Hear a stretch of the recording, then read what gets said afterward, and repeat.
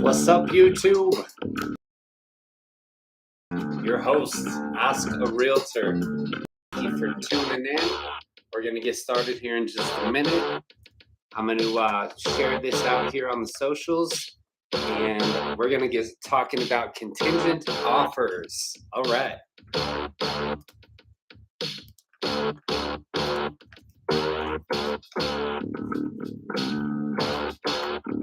If you're watching live, go ahead and leave me a chat in the chat box here. And if you got any questions to get started, that's great. We can dive into those. If not, all good. We've got a topic preloaded.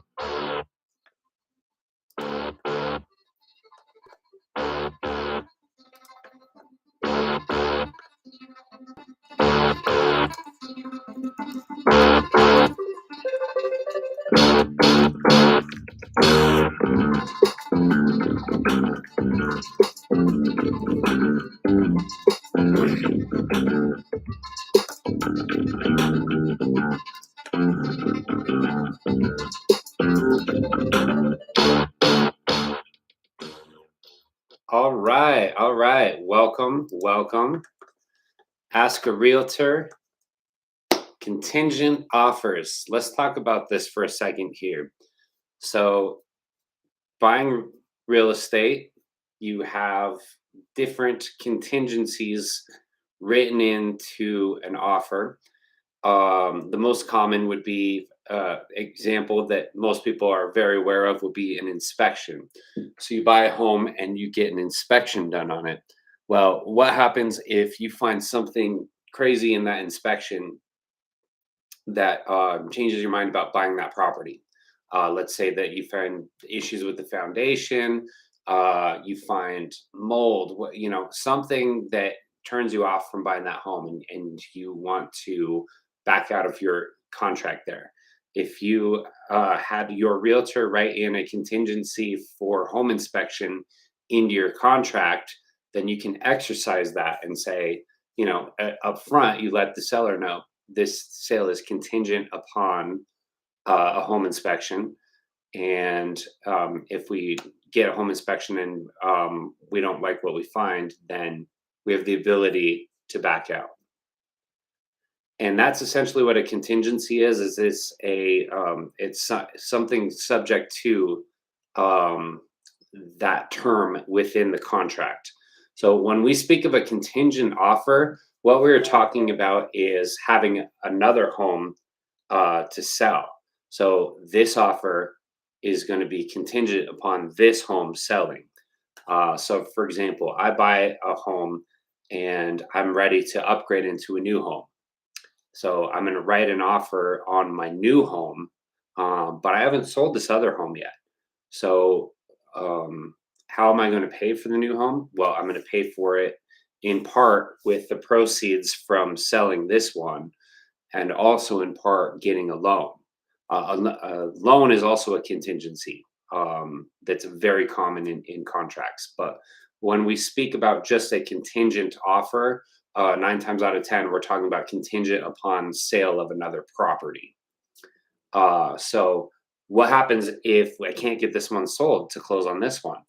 Well, if I don't have that contingency in there, then I'm obligated under the contract to still move forward and buy that home, which I obviously can't do now that I don't have my down payment, right? So we put a contingency on there. We say this sale is contingent upon the sale of this property. With the market being the way that it is here, I get this question quite often. People ask me, they're like, are contingent offers even a thing right now? And the answer is, it really depends. I say that because, the news and the media portrays the market as one way, which quite often it is that way. It's very hot. A home will sell in a matter of, hours versus days, often for over list price, with multiple offers on it. Yes, that's in the news very commonly for a reason, and that's because that's quite often what we're seeing. But it doesn't mean that that's always the case. There are homes that do sit on the market still. There are homes that do sell for less than the list price still. There are homes that the seller will still pay for some closing costs for the buyer still. I do these transactions for some of my clients, so I can speak firsthand to that information. And how are we doing? Let me check in on the chat here and see how everyone's going. I'm going to put a little chat in here myself. What's up, my friends? Be sure to subscribe. Boom. Awesome. Cool. So I'm going to keep going here then. The contingency is there as, it's a protection for you when you're buying that home, saying this stipulation must be met for me to continue moving forward with buying the home. But keep in mind that it does weaken the offer, because if the seller gets two offers, all things the same, and one is contingent upon selling a home and the other one is not contingent on selling the home, and they get the same amount of money regardless of which offer they accept, you better believe that that seller is going to be more interested in the offer with less moving parts, less chances of things happening that would cause the sale to fail and not go through, and having to start all over from scratch with a different buyer. They'd much rather have the cleaner offer with this non-contingent. So we're not depending on this whole other transaction here that could potentially hold up our transaction. So yes, contingent offers are going to be looked at through that lens by the seller or their savvy listing agent, saying, coaching their seller, saying, look, there's more that could go wrong with this contingent offer. I recommend that you look at this non-contingent offer over here. And I would do the same thing for my seller clients here, because there's just so many more variables that you're adding in there. You're adding in another inspection. Not only does this one have to, go through inspection, and we have to negotiate any potential repairs or anything like that, but all that same stuff is happening with this other house that by the way, the seller has no idea what condition that house is in or anything like that. So what I do when folks approach me and they have a home to sell and they're like, I'm concerned about writing, a contingent offer. Is it even going to be accepted in this market? I just have a frank conversation with them and let them know what we're talking about on this video right here. I'm like, look, it weakens your offer. If there is an opportunity for you to go ahead and sell that home and get the proceeds from it, then we can turn around and write offers on your next property that are non-contingent. So we're going to be back in direct competition with those folks that didn't have a home to sell. But you're going to have the cash, the proceeds, to put that down payment down, to maybe cover an appraisal gap, which we talked about in a previous video on the channel. I invite you to check out the videos because all of these Ask a Realtor sessions are recorded. So you can definitely go back through and check that out. I believe it's the one about winning the offer in a multiple offer situation, winning the house. So go check that one out. I'll put a link to it here in the description for you after this video as well, so that you can just click right to it. So yeah, ideally in a perfect world, sell that one first. That's all fine and well. But then your home is sold. What do you do, in between? Move into a hotel?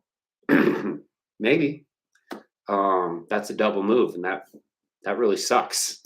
No one wants to have to do that, right?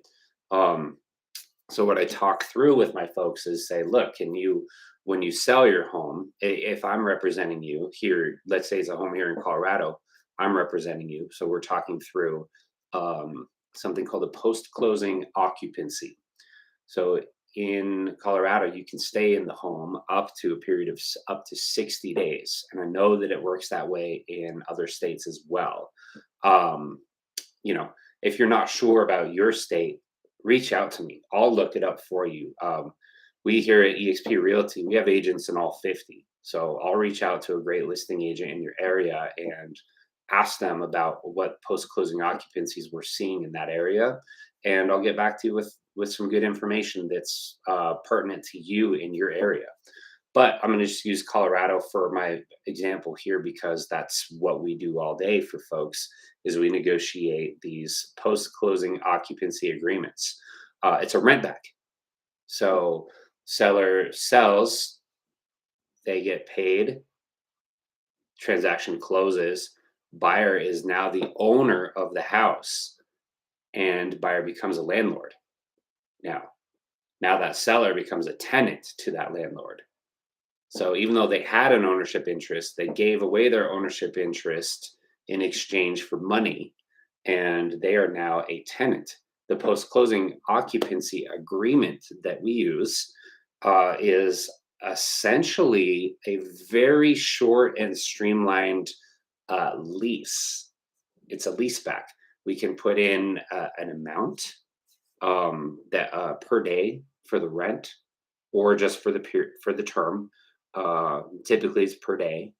We can put in a security deposit, and we'll also specify which parties are going to be paying the utilities in there. Gas, electric, water, sewer. Who's handling all that during the time frame? Is the seller going to be required to obtain a insurance policy, a renter's insurance policy for the rental period?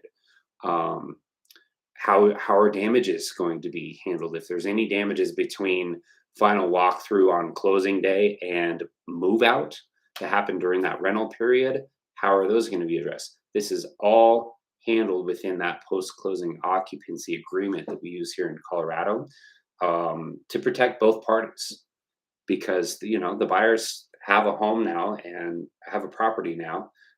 They may want to put renters in there, they may want to move in themselves, but they can't do that until the agreed upon period and the seller gets out of the property and hands over the keys in the condition that they both agreed upon. Right? So seller rent back up to 60 days. Do you think that you could possibly, close over here, get paid, and then find a home, contract on it, and close on it within 60 days? A lot of folks are finding that they are. As long as they're very diligent about maybe those weeks and few days leading up to closing of property A, that they are working with their agent on getting it dialed in on what neighborhoods they're interested in. Maybe they've got a few listings that they're interested in. Maybe they have already started negotiating some offers to where when they can close over here, they can go ahead and turn around and put an earnest money deposit down, lock that property up under contract, and close on it within a period of maybe 20 to 30 days. Boom, there you go. It's 2 transactions back to back, 1 move.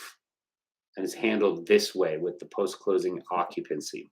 It's a very common practice that we're seeing here in the market with homes that are occupied. When folks are selling their primary residence, they often need this. Even if it's just a few days to get moved out, they still will usually need some time. It's not always the case. And honestly, some buyers are really not interested in doing a rent back. They want keys on closing day. Don't blame them. And so it could be a deterrent for them putting in an offer if they see that the seller wants this rent back. But I mean, it happens so often now, and there's such little inventory here in our Denver metro, actually the whole Front Range, Springs, and pretty much all these markets here along the Front Range area. It's a very common thing, and with the market being the way that it is, sellers are getting the post-closing occupancies that they're asking for. They're getting them $0 rent, and folks are even waiving inspections. They may still do an inspection just for their own knowledge, but they're waiving their ability to ask for repairs on the home. So it's a very competitive market. So that this gives them a leg up if they can get that post closing, or if they can grant that post closing to a seller, um, and other buyers aren't willing to do that, then yeah, it could give them a leg up in the competition there. Cool. Let's check in and see how we're doing on the chat. Okay, quiet night on the chat box. All good. I'm going to keep talking about the contingent offer here. Some strategies that we use if we're not able to go that route, of selling the home, post closing occupancy, and then closing on the next one. If we've got to go the route of writing a contingent offer, I've had success with doing this before. It's what I call the flip a switch method. So what we do on the property A, we're trying to get to B. We're currently residing in A as a primary residence. So we're going to get this one prepped and ready to be listed on the market. We're going to do a comparative market analysis, a CMA, to let them know, here's what homes are selling for in the area. Here's the approximate fair market value of this property. We're going to do listing photos, and we are going to prepare even marketing materials. I'll even have flyers ready to go. And what I do is, with our offer, I'm presenting all of that information to the seller on behalf of my buyer client.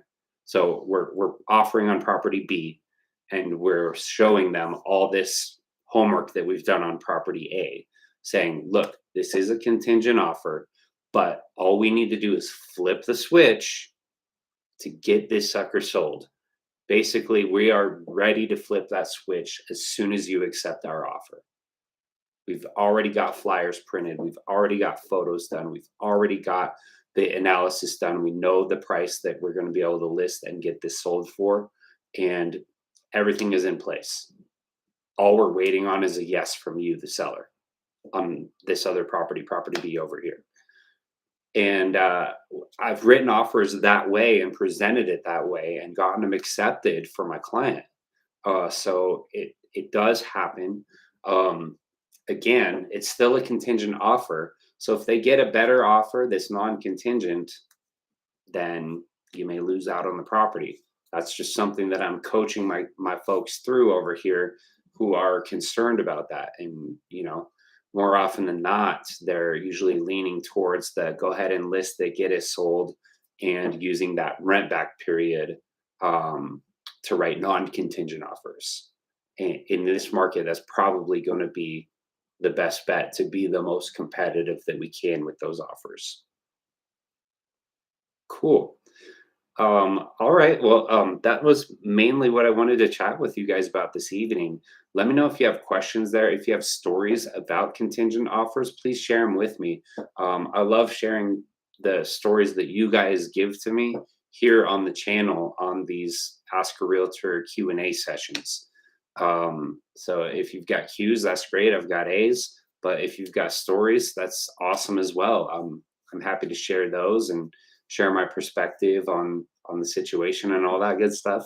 So please consider subscribing to the channel. It'll notify you every time that I do go live.